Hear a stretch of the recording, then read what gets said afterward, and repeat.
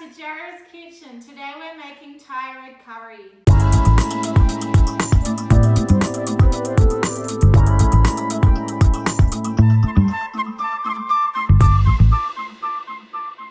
Today we're using for our red curry. You can put in any meat or vegetables you would like, but today we are using some chicken, some onion, some potato, some carrot and some leftover vegetables.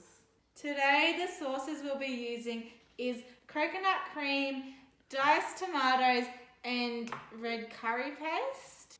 It's super easy. Today we're just going to throw it in the slow cooker for a couple of hours. Onions, now potatoes, now carrots, now chickens. Look at all those chickens. We're going to add these on at the end, otherwise it's going to be too mushy and you don't want that. Yum, it'll be really good and it's absolutely quite healthy if I say so myself. We're going to add in the second can of coconut and tomato. Alice is going to flood the house.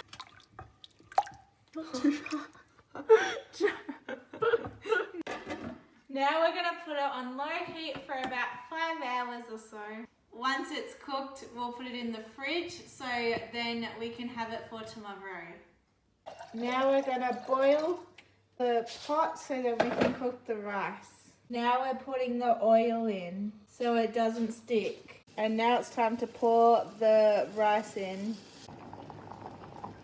I'm about to put this in the microwave so we can heat it up. Now it's time to taste this delicious curry.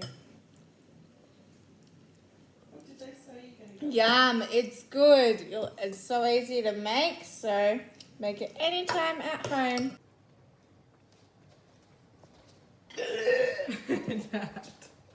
That's been our other end of Jarrah's kitchen. See you next episode. Thanks for watching. Bye.